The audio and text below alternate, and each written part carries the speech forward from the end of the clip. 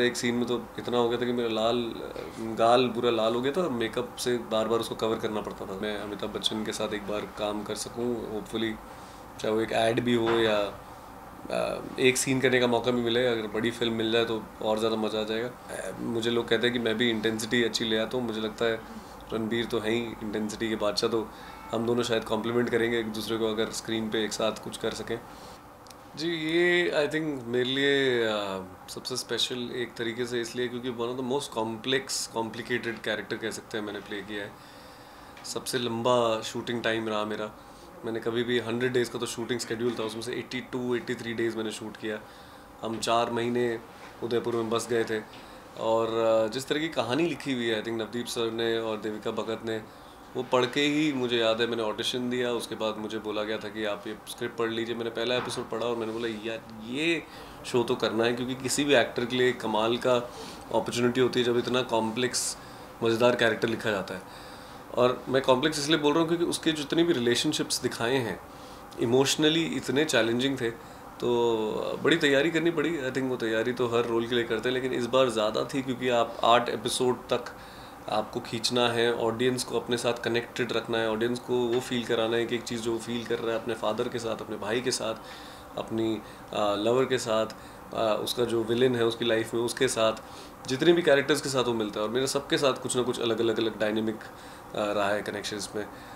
तो बस इसमें बहुत वर्कशॉप्स हुई। आई थिंक इतना इंटेंसिव वर्कशॉप मैंने किसी शो के लिए नहीं किया है, लेकिन नवदीप सर और हम लोग सब लोग बैठे। और ये मैं बोलना चाहूँगा, नवदीप सर ओनली डायरेक्टर जो मैंने देखा कि हमने 1 महीने के वर्कशॉप में हर दिन हमारी वर्कशॉप में बैठे होते थे, हमें बस नोटिस करते रहते थे, जो बहुत ही रेयर होता है। और बहुत अच्छा ये होता है कि वो अंडरस्टैंड कर रहे हैं कि हम भी कैसे हैं एज एन एक्टर। तो सेट पे जब हम जाते हैं ना तो चीज़ें कंफर्टेबल हो जाती हैं बहुत। और फिर मतलब धीरे धीरे सेट पे भी बनती हैं चीज़ें। लेकिन आई थिंक मेरे लिए मैंने बहुत डिटेल में इस चीज़ पे अपना, जैसे मैं कहता हूँ हमेशा कि दिल लगा के काम करने वाली बात होती है, लेकिन इसमें तो सब डाल दिया है। A to Z जितनी एक्टिंग आती थी सब कर ली है। अब होपफुली देखते हैं लोगों को पसंद आएगा कि नहीं। अभी आ रहा है, ऑलरेडी 1 दिन हो चुका है और जो मैसेजेस मुझे आ रहे हैं वो बहुत सुंदर है।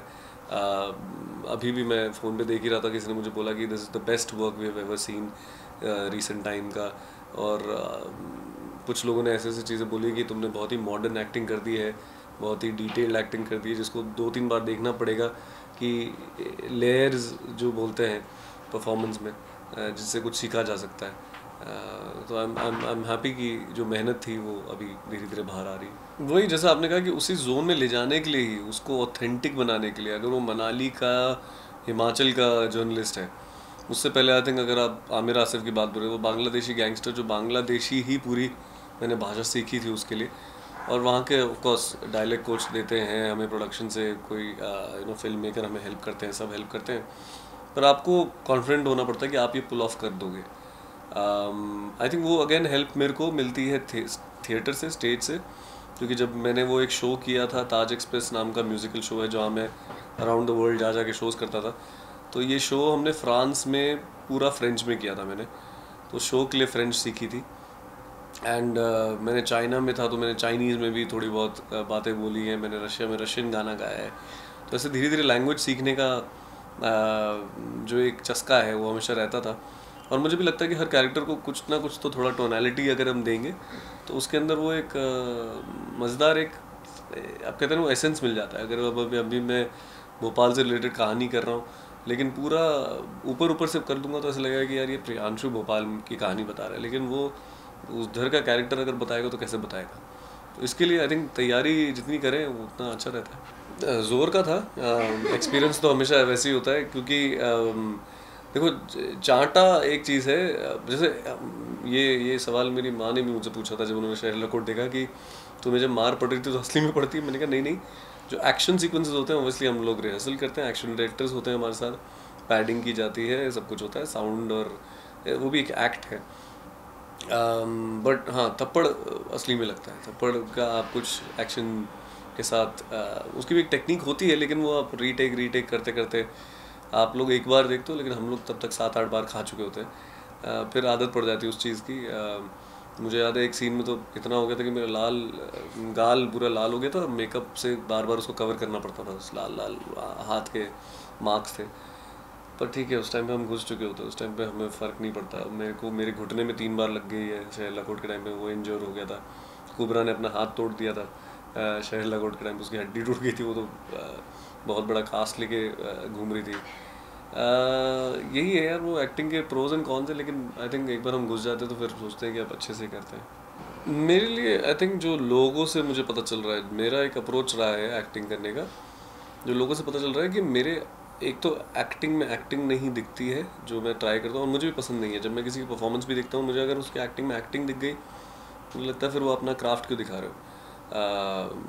मेरा क्राफ्ट मेरे लिए है, मुझे पता है, मुझे वो कहानी में कॉन्सेंट्रेट करना चाहिए। आप कहानी से और आप इतने इन्वॉल्व हो जाने चाहिए कि वो आप भूल ही जाएँ कि आप प्रियांशु को देख रहे हैं, आप उस सिर्फ कैरेक्टर के साथ जुड़े हुए हैं, आप उस कहानी के साथ जुड़े हुए हैं। तो मेरा मेन मकसद है कि कहानी बताना, ये मकसद नहीं है कि मैं अपना वो कैमरे में दिखा के स्टाइल मारता रहूँ। वो तो मैं इंस्टाग्राम में भी कर सकता हूँ, वो तो मैं कहीं और पे भी कर सकता हूँ। तो इसलिए लोगों ने बोला कि वो सच्चाई से जिस तरीके से मैं बता रहा हूँ वो लोगों को बहुत पसंद आ रहा है। ऑल्सो लोगों ने ये भी कहा है कि डायलॉग्स में उनको बड़ा रिलेटेबल लगता है जब मैं बोलता हूँ, उनको लगता नहीं कि मैं डायलॉग डिलीवरी दे रहा हूँ। वो एक कॉन्शियस अटेम्प्ट रहता है कि मैं डायलॉग को कैसे ब्रेक करके रिदम से हटा के, क्योंकि जब राइटर लिखता है तो बड़े डायलॉग के तरीके से लिखता है, एक डायरेक्टर उसको अलग तरीके से देखता है, लेकिन हमारा एक्टर का काम होता है उसको कितना हम रियल बना सकें, कितना आप लोगों से कनेक्ट करा सकें। तो आई थिंक ये थोड़ी बहुत स्ट्रेंथ्स हैं जो मैंने भी करते करते सीखी हैं, क्योंकि मैंने थैंकफुली मुझे जिन डायरेक्टर्स के साथ काम करने का मौका मिला, जिन एक्टर्स के साथ काम करने का मौका मिला, आई थिंक उन सबसे ही सीखा है ये। आगे भी बहुत कुछ सीखना बाकी है, लेकिन मतलब मैंने इस बार इसमें नहीं डाल पाया, क्योंकि वो जैसे मैंने कहा कि वो कैरेक्टर ही बड़ा इमोशनल कॉम्प्लिकेटेड है, लेकिन उसके बहुत तौर तरीके हैं। आप ट्रेलर में भी देखोगे तो वो मार खाता है और वापस उठ के वही बोलता है जो उसको बोलना है, वो गाली भी देता है, वापस उसको वही बोल देता है जो उसको गाली देनी है। वो वैसा आदमी है जो जो उसको करना है वो तो वो करके रहेगा, चाहे तुम उसको 10 बार थप्पड़ मारो या कितने ही मुक्के मारो, खून निकल जाए, उसको कोई फ़र्क नहीं पड़ता। डिसीजन एंड मुझे उसको पाना है, चाहे वो मिले ना मिले वो दूसरी बात है, लेकिन वो अपना दिल लगा के लगा हुआ है, जो मुझे लगता है कि हर एक की लाइफ में होता है कि हमें जितनी बार लोग गिराने की कोशिश करते हैं, हम वापस उठते हैं और हम बोलते हैं हम तो ये पाके रहेंगे, चाहे कुछ भी हो जाए। आई होप असली में लोगों को इतना खून वून और थप्पड़ पर मुक्के ना पड़े। मैं जनरली है ना कॉन्टेक्स्ट लाइफ की बात करूँ कि लाइफ में आपको बहुत डिफिकल्टीज होती हैं, लेकिन आप लगे रहते हो कि नहीं यार ये पाके रहना है, पाके रहना है। वो चीज़ देव के अंदर है, वो देवेंद्र सिंह तोमर के अंदर है। पर इसमें एक है छोटा सा, देखते हैं लोगों को आएगा कि नहीं, लेकिन हर जगह जैसे ये भी ठीक है था, यहाँ पे देव का एक तरीका है एक चीज़ बोलने का, वो बस हमेशा सही, हर चीज़ में सही बोल के निकल जाता है। तो जब भी उसको कोई डांटता भी तो हम बोलता है सही, ठीक है, मतलब वो ठीक है की जगह इस बार सही है। ये नहीं, ये स्क्रिप्ट पे था, ये ऑलरेडी स्क्रिप्ट में डाला हुआ था। अब आई डोंट नो उन्होंने मेरे आने के बाद डाला या पहले से था, लेकिन इस स्क्रिप्ट में थोड़ा थोड़ा था। फिर हमने उसको कहाँ कहाँ डालना है, कहाँ नहीं आना चाहिए, कहाँ आना चाहिए, वो सोचा, फिर हमने किया है उसको। अभी तो बहुत है ऐसे, तो मतलब ऐसा लगता है कि जितना ज़्यादा आप कर रहे हो और तरह तरह के आप लोगों को देखते हो, आप करते रहते हो, मुझे डेफिनेटली दो लोगों के बीच में, जैसे मैंने कहा, मुझे डेफिनेटली एक मसालेदार रोमांटिक फिल्म तो करनी है। मुझे लगता है मैं रोमांस में भी उतना ही अच्छे से इंटेंसिटी ला पाऊँगा और लोग पसंद करेंगे। तो मुझे रोम कॉम स्पेस में या कुछ कॉमेडी स्पेस में भी मज़ेदार कुछ करना है। पर हॉरर भी हो सकता है, एक हॉरर कॉमेडी स्त्री जैसे थी जो जैसे राजकुमार ने किया था, या बायोपिक्स हो सकती हैं। बायोपिक्स में एक अलग ही काम होता है, जैसे विक्की करता है, सरदार उधम किया उसने, अभी सैम बहादुर किया। तो ये सब चैलेंजिंग भी हो जाते हैं, तो जितने ज़्यादा चैलेंजेस आते हैं आई थिंक वो और ज़्यादा मज़ेदार लगते हैं। मेरे लिए दोनों हैं एक तरीके से, क्योंकि मैं रणवीर का बहुत टाइम से, बहुत पहले से फ़ैन हूँ, हमेशा रहूँगा। तो एनिमल एक तरह की पिक्चर है जो मैंने ट्रेलर देखते मैंने बोला रही है तो देखनी है, और मैं आज ही जाने वाला हूँ। ये मेरी टिकट बुक हो रखे हैं, फाइनली मुझे टिकट मिल गया उसके, क्योंकि वरना कहीं टिकट ही नहीं मिल रहे थे एनिमल के। पर सैम बहादुर भी बहुत क्लोज़ है, स्पेशल है, क्योंकि आर्मी बैकग्राउंड से है, मैं आर्मी बैकग्राउंड से हूँ, तो हमें पता है सैम बहादुर मानेकशॉ कितने बड़े हमारे लिए माने जाते हैं और क्यों इतने इम्पोर्टेंट है। और उसको एक बहुत ही इम्पोर्टेंट दोस्त मेरा विकी कौशल उसको प्रेजेंट कर रहा है। तो जब मैंने विकी को बोला भी था कि जिस तरीके से उसने बारीकी से पकड़ा है वो कैरेक्टर, वो बहुत सुंदर है। सबका अलग-अलग favourite I know but I think अभी इस टाइम पे तो बहुत सारे हैं, ये लोग सभी इतने अच्छे टैलेंटेड हैं कि I really feel like somebody, like मुझे एनर्जी वाइज तो आलिया भट्ट की एनर्जी बहुत पसंद है, तो मैं चाहता हूँ कि उनके साथ अगर कुछ हो सके। जानवी मुझे बड़ी अभी रिसेंट टाइम्स में, हाँ I think I would say Janvi. हाँ नहीं, स्क्रीन शेयरिंग के लिए तो मैंने हमेशा से कहा है, मेरा हमेशा फिंगर्स क्रॉस्ड हैं कि मैं अमिताभ बच्चन के साथ एक बार काम कर सकूँ होपफुली, चाहे वो एक ऐड भी हो या एक सीन करने का मौका भी मिले, अगर बड़ी फिल्म मिल जाए तो और ज़्यादा मज़ा आ जाएगा। फिर जैसे मैंने कहा कि मैं रणबीर कपूर का बहुत बड़ा फ़ैन हूँ, तो मुझे लोग कहते हैं कि मैं भी इंटेंसिटी अच्छी ले आता हूँ। मुझे लगता है रणबीर तो है ही इंटेंसिटी के बादशाह, तो हम दोनों शायद कॉम्प्लीमेंट करेंगे एक दूसरे को अगर स्क्रीन पे एक साथ कुछ कर सकें। आलिया भट्ट, मैंने जैसे कहा कि उनकी एनर्जी बहुत कमाल की लगती है। ऐसे तो बहुत हैं तरह तरह के एक्टर्स। राजकुमार राव मुझे इतने पसंद है कि मैं जब भी मिलता भी हूँ उनसे मन करता है कि एक बार तो काम करें। डायरेक्शन में भी आप राजन डी के ले लीजिए, मणि रत्नम ले लीजिए, मुझे तो श्रीराम राघवन से लेकर अनुराग कश्यप को मैंने बोला हुआ है, उन्होंने बोला हुआ है मेरे साथ काम करना चाहते हैं। तो बहुत सारे डायरेक्टर्स हैं जो बोल रहे हैं कि काम करना चाहते हैं। मैं बस वेट कर रहा हूँ कि कब आएगा उनका ऑफ़र। ये मैसेज दूंगा कि इस बार भी मैं ये चाह रहा हूँ कि जिस तरीके से आपने मेरे पहले के भी शोज़ देखे हैं, फिल्म्स देखे हैं, उसी तरीके से आप इसको देखिए। उसमें भी मैंने अपने पूरे दिल से, सच्चाई से काम किया है, मेहनत से इसमें अपना दिलो जान जिसे कहते हैं हम, टाइम लगा के बहुत इसको बनाया है। शहर लखोट मेरे लिए बहुत स्पेशल है क्योंकि मेरा पहला बड़ा लीडिंग शो है अमेज़ॉन प्राइम के लिए, और मुझे यकीन है कि आपको पसंद आएगा अगर आप आराम से बैठ के देखिए। बहुत लंबे लंबे एपिसोड है, 50-50 मिनट के एक एपिसोड है, लेकिन उसमें इतना कुछ है कैरेक्टर्स के बीच और कहानी में भी, प्लॉट में भी, कि अगर आप लोग के पास टाइम है आप बिंज वॉच मत कीजिए। सब मुझे पता है सबको अगले दिन काम पे जाना होता है, एक एक एपिसोड करके भी देखेंगे तो आपको बड़ा मज़ा आएगा।